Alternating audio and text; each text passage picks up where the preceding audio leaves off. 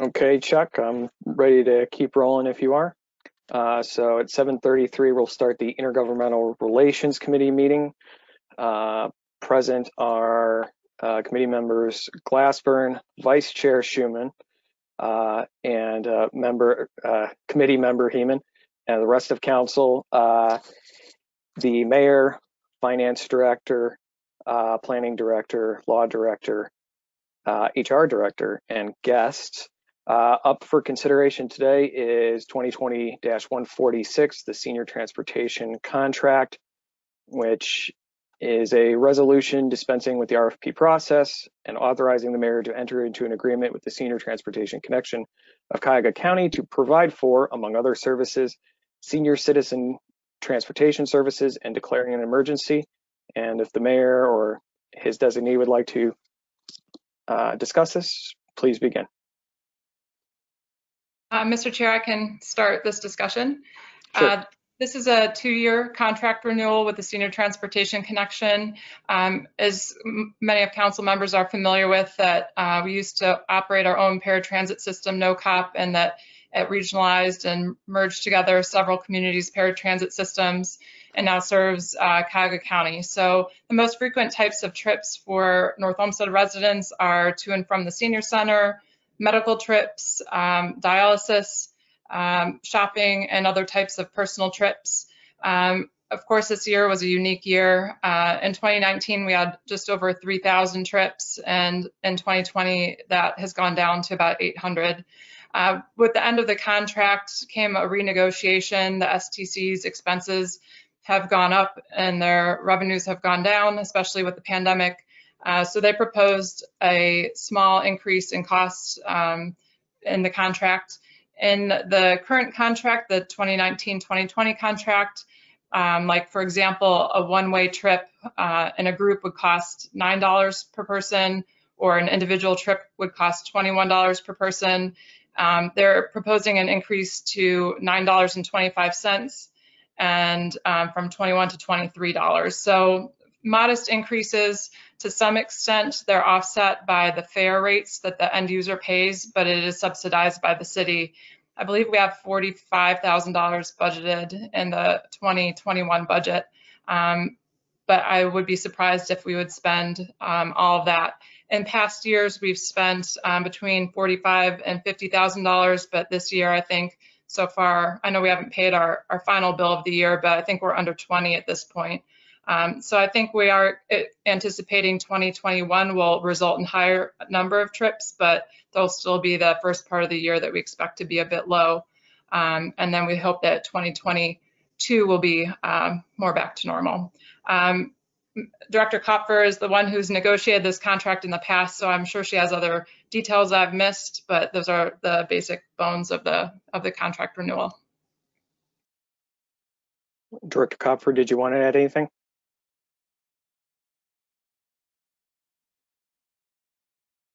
The one other item that's in the contract is a fuel adjustment clause, which are common in a lot of contracts, especially during the time when the fuel prices were very high. And it was anything over I think it was $2.50 or $2.25. And I made them raise it to $3 because I felt like that was a very low amount. So they were amenable to that. And I believe that we have $35,000 in the budget because I do believe we expected it a little lower, not up to regular, since obviously the seniors are probably going to be the last ones back to full activity. And that's all. Thank you. Before we get into committee questions, Chuck, if you could share on the screen that exhibit from the contract. So on the fuel charge, this question I have on the fuel charge, the numbers you'll see highlighted in the narrative, it discusses that there's increments every 25 cents. This lists every 26 cents.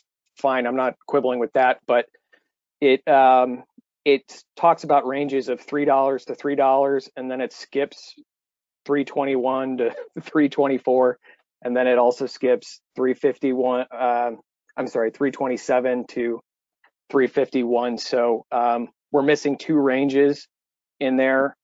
It appears to be an error. So if we could get that cleared up before we do the official, I hope it doesn't mean we have to sit on this for 2 weeks, but I don't know if we can proceed or if we need to amend this in order to clarify that as a technical error, I guess. Mr. Director Chair, Copper? Yeah. that is a technical error. That was the last item that that I discussed with the executive director, and I believe that she kind of whipped that chart up and updated it. So I apologize. I saw the $3 and looked at the first couple and then didn't look at the rest. So so I will make sure that it's corrected. And but the intent is just as we stated. Okay. I think we can stop sharing a check to give people better ability to see each other. Okay, that was my only large question. I'll state that I've been familiar with the organization. I know they do great work and it's a very needed service. I'm sorry, Director Kopfer, you had something you wanted to add? And I'm requesting suspension because there was illnesses not on our end, but on their end. And so we started this process early enough to give it 3 readings, but there were some issues that were beyond our control. And I would love to have it in place in January, but if not, I mean, we don't pay the bill till the end of January, but I just wanted it done and passed and signed and on its way for the next 2 years, if possible. Thank you. I'll note that there is an emergency clause in the language already as well. Committee members, are there any questions? Councilwoman Heeman. The only question that I have is with regard to insurance, because we're housing the vehicles. And so and Director Groh, maybe you can tell me, their automobile insurance covers it in a fire if our like service garage or some of our building wherever it's stored caught fire. Whose insurance takes that? Just out of curiosity. I'll just mention that the city doesn't house the vehicles for any of the cities that participate in this program, but I don't know if that changes the nature of your question. Well, the contract just said that we are responsible for housing it either in a fenced area or mobile. So that's right. Not a big question. Okay. Thanks. Sorry. Any other questions from committee? From the rest of council? Okay. I would then make a motion to advance 2020-146 under suspension, and I'm not sure if I need to say emergency or not. I've never had one in committee. And ask for a second. Second. Seconded by Mr. Schuman. All of those in favor? Aye. Aye. Councilwoman Heeman, was that a yes?